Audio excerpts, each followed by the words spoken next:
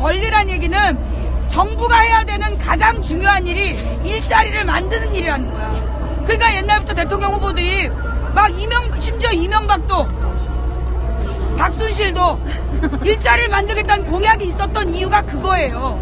왜냐하면 대통령은 일자리를 만들어야 되는 거야. 그걸 의무로 가져야 돼요. 그래서 만약에 일자리를 약속해놓고 못 만들면 끌어내려야 되는 거예요. 그래서 일자리를 만드는데 그 일자리를 막 무슨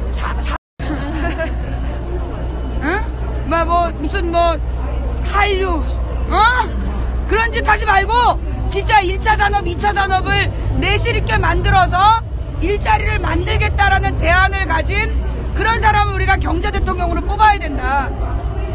그 다음에 이 경제하고 뭐를 분리하면 안 돼. 복지의 문제를 분리하면 안 된다. 그래서 우리가 새로운 대통령에게 요구할 게 첫 번째는 아까 뭐라 했어요? 첫 번째 평화. 두 번째로 우리가 요구해야 되는 게 뭐라고? 일자리, 경제에 대한 이야기. 그 다음에 세 번째로 뭘 요구해야 돼요? 복지를 요구해야 돼. 그럼 이 복지라는 게 뭐냐?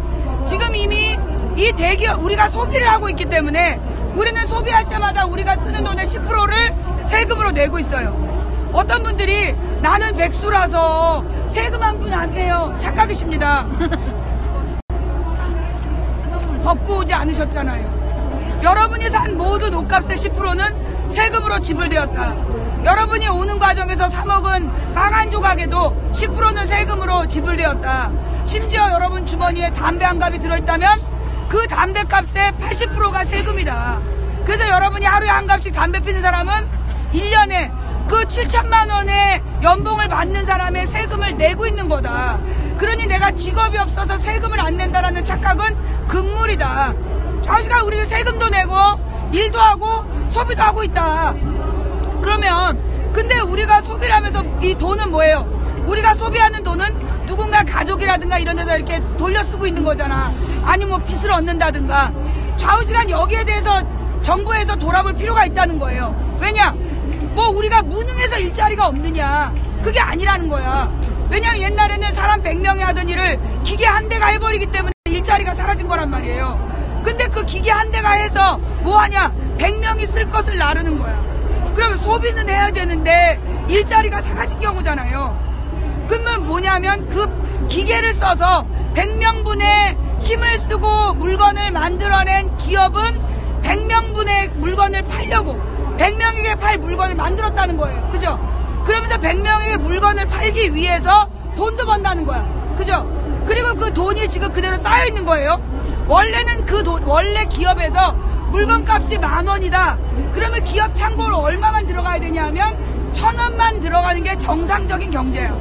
나머지 90%는 그 밑에서 일하는 노동자들에게나 중소기업에게나 유통업자들에게나 다 나누어줘야 될 돈인데 지금 실제로 대기업 창고에 들어가 있는 돈은 70% 60%가 들어간다는 거예요. 그럼 나머지 그 30-40%를 가지고 99%가 나눠 먹기 때문에 이렇게 가난하다는 얘기예요.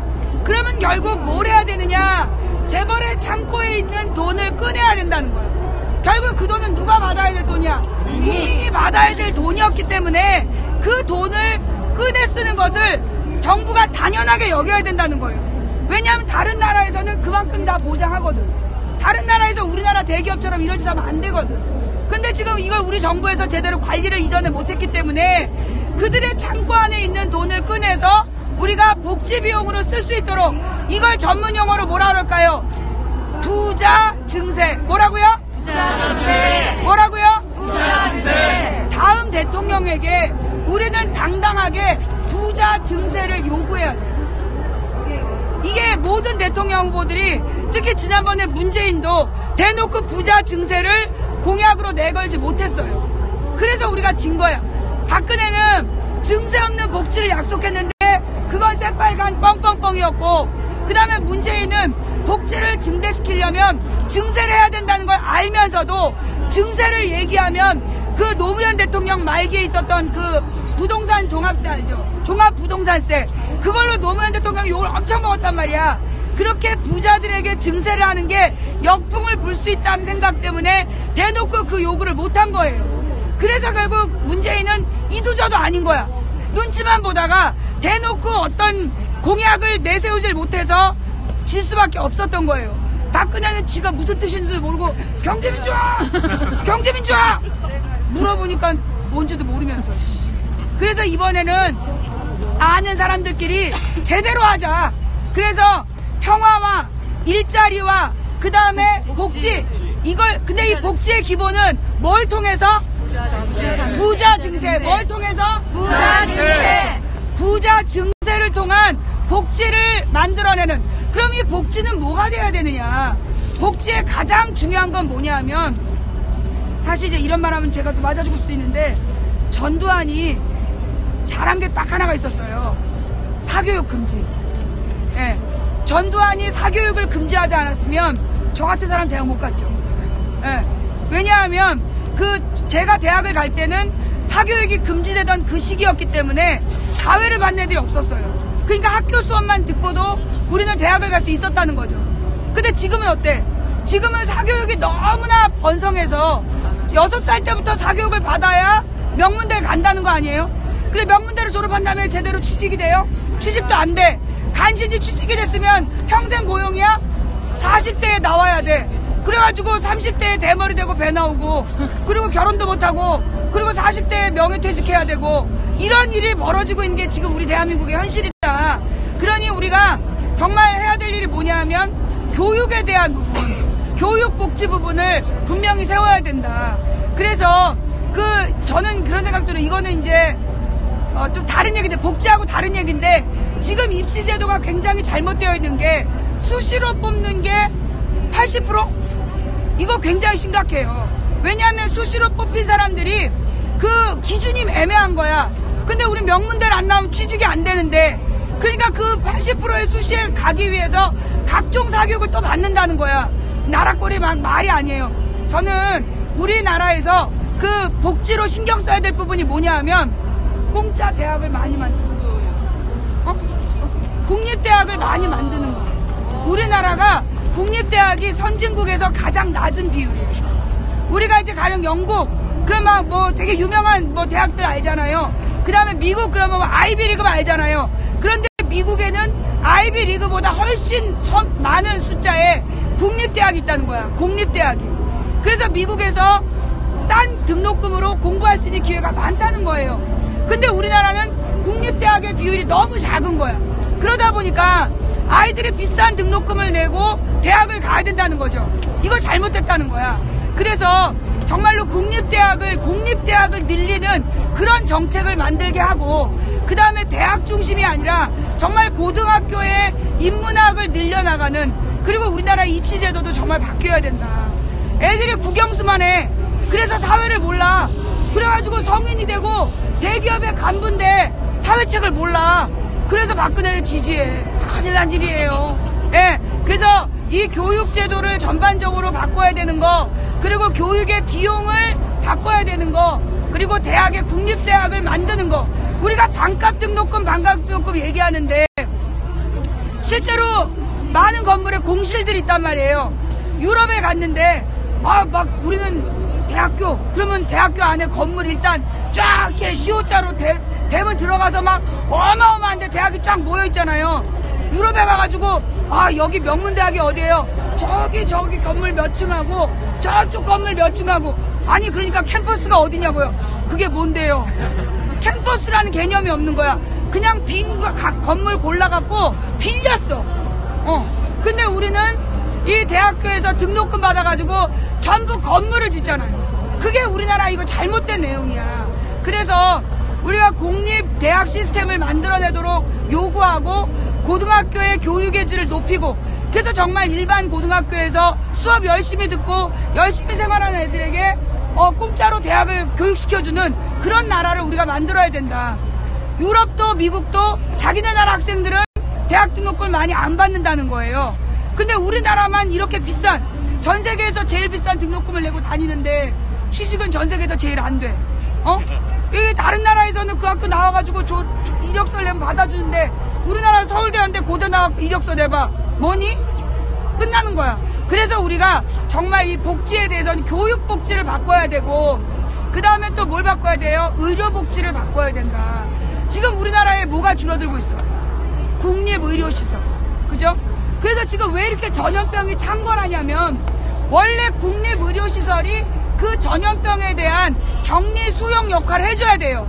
근데 누가 없애기 시작했어요? 이명박 때부터 국립의료시설을 줄이는 국립의료시설의 민영화 정책을 쓴 거예요.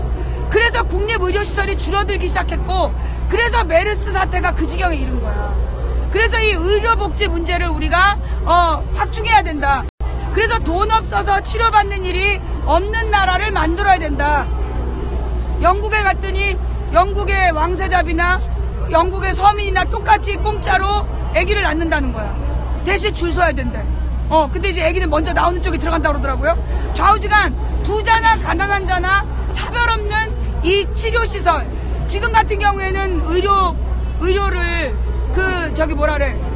몇 개 의료원이 소위 재벌 의료원이 최고의 의료진들을 전부 다 끌어가고 그래서 국립의료시설에 의료진들의 수준이 떨어지다 보니까 백남기 농민 문제도 생긴 거 아니에요? 그죠? 사실 우리 김근태 의원님도 서울대학병원에서 돌아가실 때 그거 의료사고라고 그랬었어. 그러니까 점점 국립의료시설에 의료진들의 수준이 떨어지고 있는 문제도 심각한 문제다. 그래서 이 의료복지 문제에서 교육복지 다음에 의료복지를 되게 중시해야 되고 그 다음에 우리 모든 나라에서 신경 써야 되는 게 뭐냐면 그 노인복지. 실제로 우리들의 미래가 진짜 우리나라는 연금제도가 없었잖아요. 근데 국민연금을 우리가 열심히 부었어. 근데 국민연금이 어떻게 됐다? 이명박 때부터 날려먹기 시작해서 대기업이 지금 주식값이 하루아침에 떨어지면 국민연금 다 날리는 상황이야. 그러니까 우리의 노인복지 문제가 당장 우리의 다음 심각한 문제다. 그 다음에 아동복지 문제. 그래서 정말 가난한 집에 태어났다는 이유만으로 아이들이 제대로 이 먹는 것과 입을 것과 그리고 이 교육을 제대로 못 받지 않는 그런 나라를 만들어야 된다. 그래서 이 아동복지 그리고 노인복지, 교육복지, 의료복지 이 부분을 우리가 이 대책을 가지고 있는 사람을 다음 대통령 후보로 요구해야 된다. 그 다음에 제가 볼 때는 지방자치에 대한 부분. 이건 또 이제 헌법 얘기라서 우리가 이제 이런 얘기 왜 하는 거예요? 지금 오신님 아니 망치가 왜 이런 얘기 하는 거죠? 대통령 잘 뽑으려고. 예. 그 다음에 중요한 건 대통령을 잘 뽑기 위해서인데 이렇게 말을 길게 하는 이유는 뭐냐? 단기간 안에 안 끝난다. 우리가 지금 박근혜 탄핵이 뭐 1월달 안에 끝날 줄 알았잖아요. 지금 상황이 안 그렇다. 지금 최소 빨라야 4월이고 근데 더 늦어질 수도 있는 상황이다. 그러면 이게 지금 얘네들이 맨 처음부터 1월에 끝난다라고 뻥을 치고 탄핵을 가결시킨 다음에 지네들이 시간을 지금 조절하고 있는 거다. 그래서 왜 우리가 지쳐 쓰러질 때까지. 그러면 우리가 언제 빨리 끝나겠지 그러면 지쳐요. 그죠? 그러니까 우리가 어떻게 생각해야 돼? 우리 12월 19일 하자고. 근데 12월 20일인가? 올해 원래는 20일이었죠. 예. 그러니까 우리 이번에 20일에 하자고. 그러면서 가는 거야. 그래서 그냥 내년 12월 20일에 대선 치를 각오하고 장기전으로 가면서 다만 우리가 가져야 될 올바른 관점들을 세우자. 그래서 우리가 더 이상 모르고 당하는 일이 없도록 하자.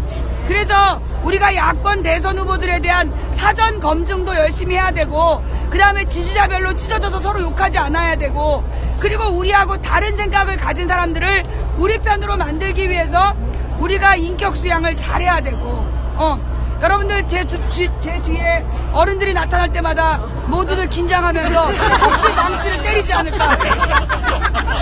여러분이 그렇게 자꾸만 보면 내가 돈을 못 벌잖아. 내 뭐라를 한 대 맞아야 내가 돈 번다니까. 예, 걱정하지 마세요. 예. 대한민국에 나한테 함부로 손댈 수 있는 사람 많지 않아요. 예. 나한테 손대가지고 그 뒷감당 어떻게 하려고. 예, 심지어 이게 뭐예요. 정규직 국정원 직원도 자른 사람인데. 제가 뭐 비정규직 주제에 막 그러면 안 되잖아요. 예, 걱정들 하지 마시고. 자, 그래서 지금 우리가 가져야 될 첫 번째 자세는 박근혜 탄핵이 오래 걸릴 수 있다. 그러니 너무나 조급하게 맘먹지 말자. 내년 12월까지 간다라는 마음으로 다만 그럼 우리가 해야 될 일이 뭐냐면 진짜 대한민국의 대통령이 해야 되는 일이 뭔지 우리가 바로 알아야 된다는 거야. 솔직히 우리 알았어요? 몰랐잖아요. 그래서 김대중 노무현 대통령이 햇볕 정책하고 노동 문제 바꾸고 국민연금 한다는데 뭐라 그랬어? 우리 그렇게 욕했잖아요. 국민연금 폐지해야 된다고 얼마나 많이 욕하고 햇볕 정책했다고 얼마나 많이 욕하고 그죠? 지금 생각해보면 그 우리나라의 가장 근본적인 비극이 한반도 분단이다. 그래서 10년 동안 노력한 게 이 햇볕 정책을 통해서 평화를 위해 노력한 건데 우리가 그것도 모르고 딸 퍼다줘서 행복이 만들었다고. 그러면 베트남은 1년에 3번 농사 지어갖고 행복이를 그냥 쌓아놓고 있겠네. 베트남은 핵국수 팔어? 어디서 이런 개소리야. 쌀 팔아서 행복이 사와봐. 베트남을 다 팔아도 못 사요. 에? 이렇게 우리가 잘못된 세뇌 공작에 물이 들어서 그 다음에 지금도 이 박근혜를 막 팔아먹는 인간들이 수천 개의 땅굴이 있다는 거야. 땅굴이 수천 개면 지금 국방부 장관 어떻게 해야 돼요? 잘라야죠. 그냥 자르면 안 돼. 매달아야 돼. 목을 매달아야 돼, 공개적으로. 아니, 수천 개의 땅굴이 생기도록 뭐 했다는 거야? 그래, 예. 아, 드라마 봤어. 길라임. 현빈 보느라고. 보고해야 돼. 예, 그래서 이 땅굴이 수천 개라는 개소리를 하지 않나. 그 다음에 또 요즘에 유행하는 게 뭐지? 별의별 진짜 창의적이야. 미래창조과학부가 그거 하는 것 같아. 어디서 개소리 만들어내라는 것 같은데 좌우지간 뭐 땅굴이 수천 개라는 등 별의별 헛소리를 하면서 대한민국의 문제의 근본을 호도하고 있다는 거죠. 우리가 그런 문제들을 바로잡으려면 우리들부터 바른 생각들을 가져야 된다는 거예요. 그래서 누군가가 헛소리를 할 때 올바로 이야기들을 풀어나갈 수 있는 우리가 돼야 된다. 그래서 진짜 부탁드리고 싶은 건 아까 채팅창에 엄청 많이 욕이 올라오더라고요. 그 박근혜 지지자들이 모여있는데 막 그 비하하는 욕설들이 올라오는데 우리 방은 그러지 맙시다. 에? 우리 방 시청자들은 박근혜 지지자들을 욕하고 막 비하하기보다 어떻게 생각해야 돼요? 불쌍히 여겨야 돼. 이 사람들이 진실을 알았다면 네. 그렇죠. 감사합니다. 네. 진실을 알았다면 예. 저기서 저러고 있지 않다는 거죠. 그 다음 진짜 진지하게 말씀드리는 건데 여러분들 부모님한테 잘해야 돼요. 애들이 엇나가는 이유가 뭐예요? 애들한테 엄마들이 관심을 안 가져. 너 성적 어떻게 나왔어? 이것만 신경 쓰지 교우관계 신경을 안 써. 그러면 애들이 가서 불량 친구들하고 어울리다가 나중에 큰일 나는 거잖아요. 여러분들이 부모님들한테 매일매일 전화하고 신경을 써야 돼. 안 쓰면 나쁜 친구들 만나서 저런 데 끌려가요. 그리고 용돈도 자주 들이셔야 돼. 용돈을 안 주니까 저런 데 가서 어떻게 해볼까? 그러는 거 아니야. 일자리를 좀 이 추천받아 볼까 이런다는 얘기죠. 좌우지가 그래서 여러분들이 부모님들께 잘해야 된다. 우리 부모님이 나쁜 친구들이랑 어울리지 않도록 자주 전화드리고 또 부모님 댁도 자주 방문하셔야 돼요. 그래서 채널 관리 잘해드려야 돼.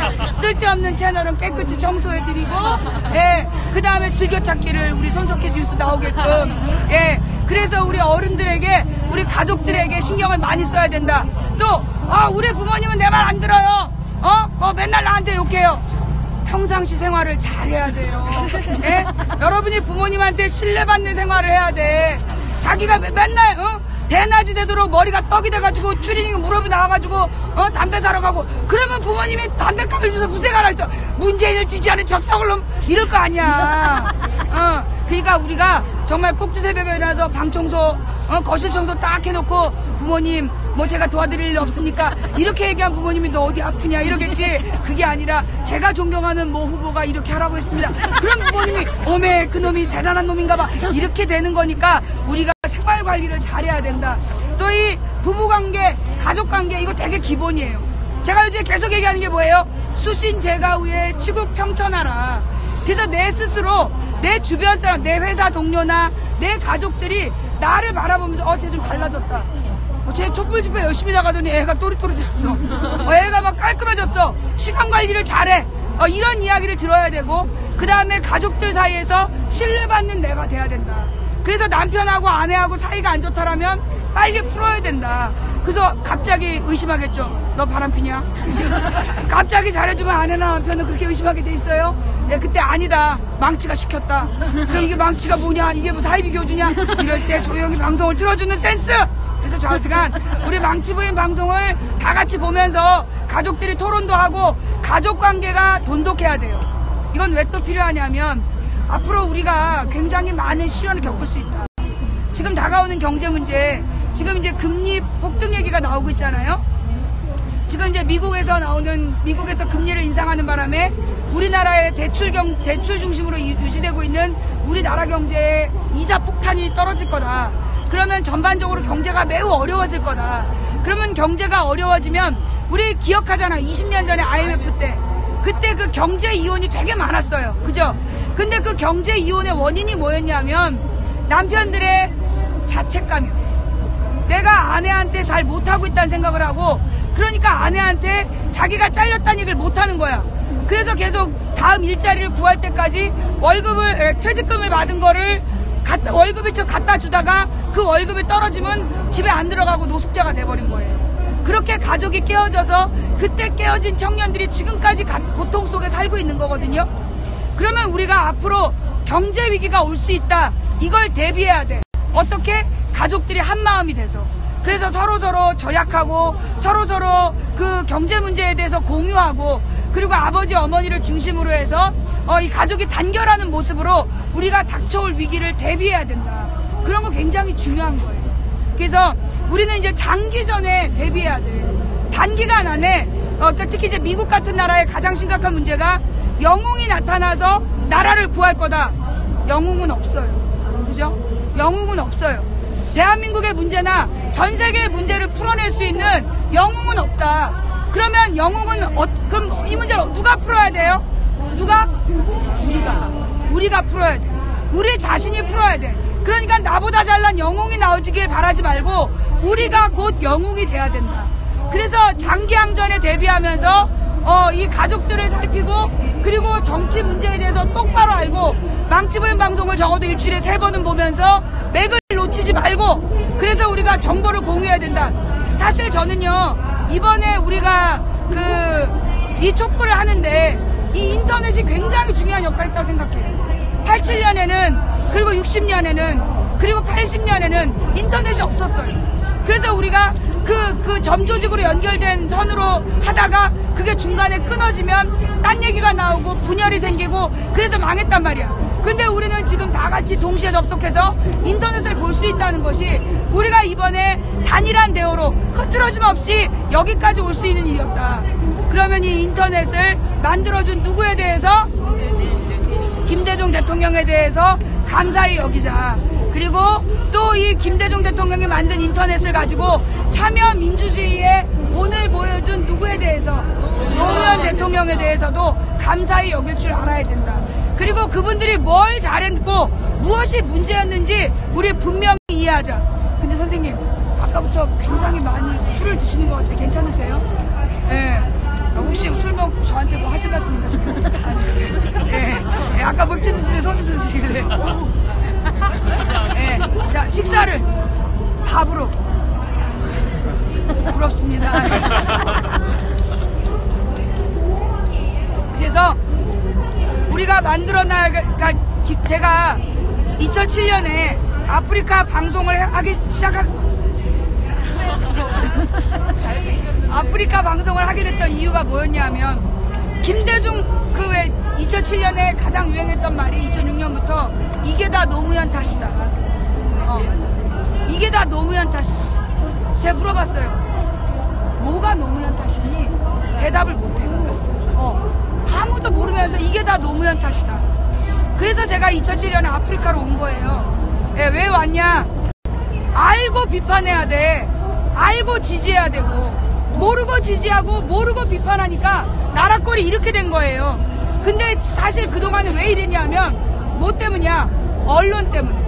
언론이 썩어가지고 우리 국민들을 계속 세뇌하고 왜곡된 정보를 뿌렸기 때문에 우리 국민들이 잘못된 판단을 하고 그래서 여기까지 왔던 거죠. 그런데 언제?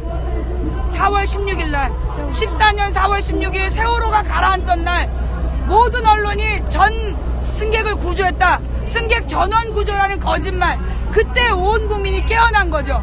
그러면서 언론이 허위 보도를 할 수 있다는 걸 알게 된 거야. 그리고 나서 지금 불과 우리의 민주주의의 시대는 그때부터예요. 저는 그래서 대한민국은 세월호 이전과 이후로 나뉘어진다. 언론에 의해서 노략질 당했던 때와 언론을 의심하게 된 때, 그래서 우리의 민주주의 역사는 이제 고작 3살이에요. 근데 우리는 3살 만에 굉장히 많이 컸다는 거예요. 정말 232명이, 제가 어떤 분이 제가 지난 2월 며칠 날 했던 방송을 찾아가지고 올려주셨더라고요. 거기 그런 말 했더라고요. 그 박근혜가 탄핵될 것이다. 그 얘기도 했고, 그 다음에 또 뭘 했냐면 전 세계인이 우리 민족 때문에 감동할 날이 오게 된다. 잠깐만요. 찾아서 보여줄게요. 네. 제 트위터에 보면 나와 있는데,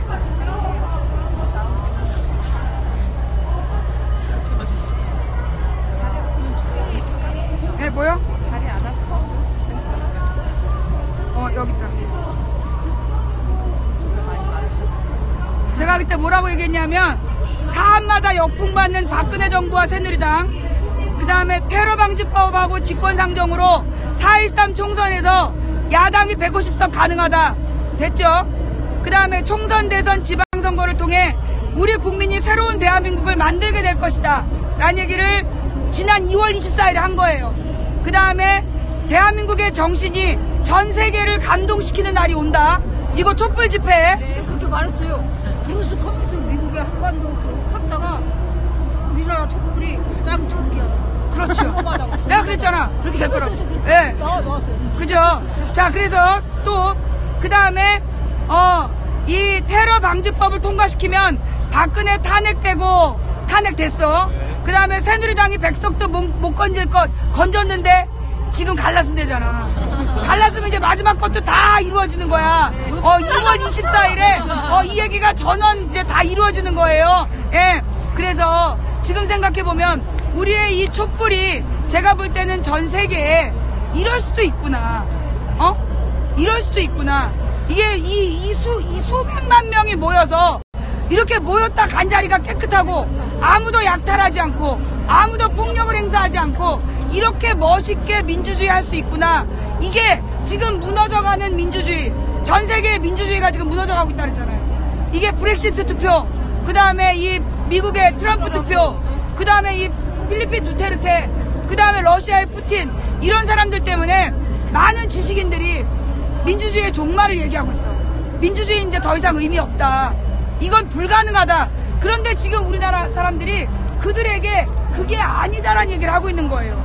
국민들이 수백만이 모여서 진정한 민주주의의 기적을 이루어가는 모습을 보여주고 있는 거예요. 아마 지금 슬라보의 지적이 짐 싸고 있을 것 같아. 민주주의는 버려야 된다라고 얘기하다가 이거 뭐지? 이거 아닌 것 같은데 이러면서 지금 고민될 거예요. 자, 여러분, 오늘도 우리가 기적을 만들어냅시다. 우리가 늘 하는 말 있잖아요. 무슨 말? 된다고 믿든 안 된다고 믿든 당신의 믿음대로 될 것이다. 한 사람이 꾸는 꿈은 꿈일 뿐이지만 백인이 꾸고 만인이 꾸면 현실이 된다. 그 다음에 우리는 지금 갈 만한 길이라서 가는 게 아니라 가야 할 길이라서 간다. 또 이기기 어려운 싸움에서 지지 않는 단 하나의 방법은 싸움을 포기하지 않는 것이다. 그 다음에 우리의 4글자, 마법을 모르는 4글자 뭐요? 중지동천. 뭐요? 중지동천. 우리가 모여서 뜻을 모으면 하늘을 움직일 수 있다. 자, 그래서 우리가 지난 12월에 지난 12월 9일날 국회 앞에서 탄핵을 받았으니까 우리가 헌재로 가서 중지동천 하려고 했더니 박근혜가 사람을 풀어가지고 못 가게. 그런다고 우리가 포기할 우리는 아니잖아. 좀 기다리면 4시에 시간 난다니까. 우리 그때까지 기다렸다가 내가 원래 행진을 안 해. 내가 하루에 1000보 이상을 안 걸어. 내가 오늘 파스 20개 붙였어. 헌재까지 갈 거야. 헌재 가서 우리 다 같이 중지동천 외치고 오는 거예요. 예. 자, 그래서 헌재가, 근데 내가 볼 때 헌재가 탄핵을 인용 안 할 수가 없을 것 같아.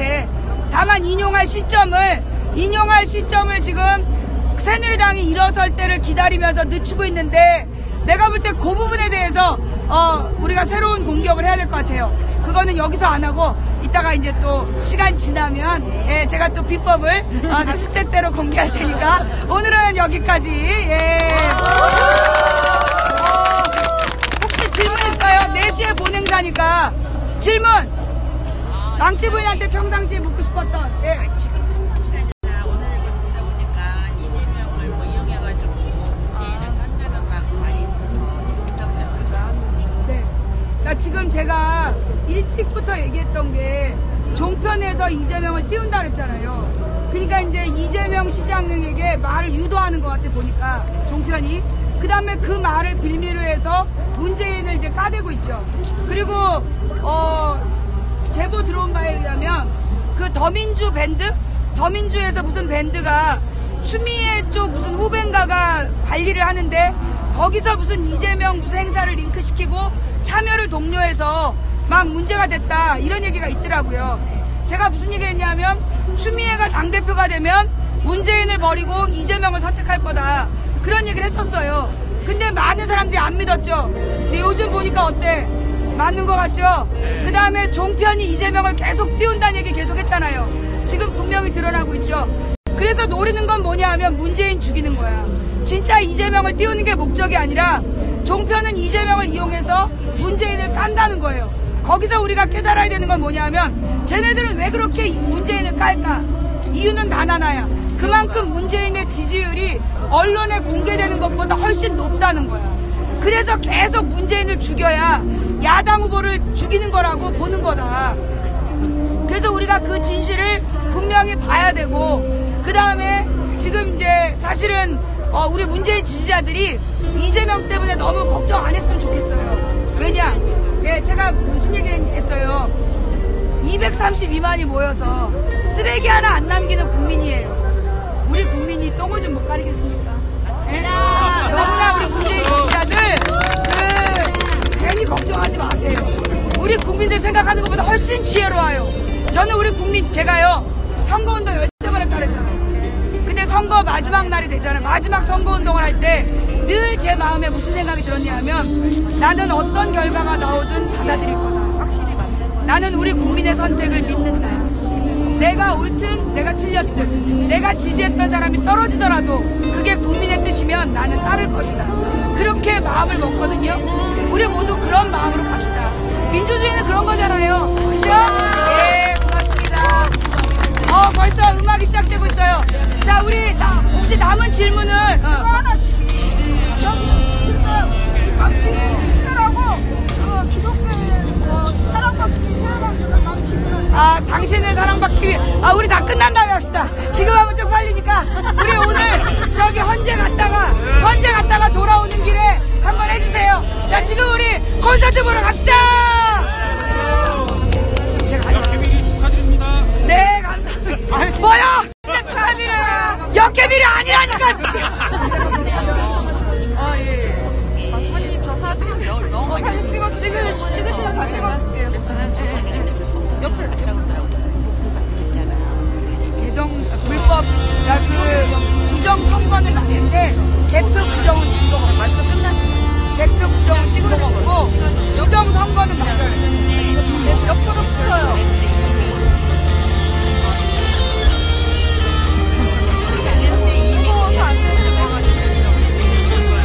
그게 다 거짓말이에요. 예, 저 사진 찍으실 분들, 예. 저도 사진.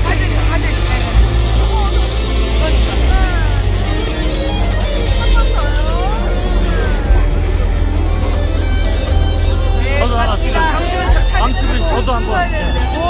이런 게 있구나. 만드셨나 봐요.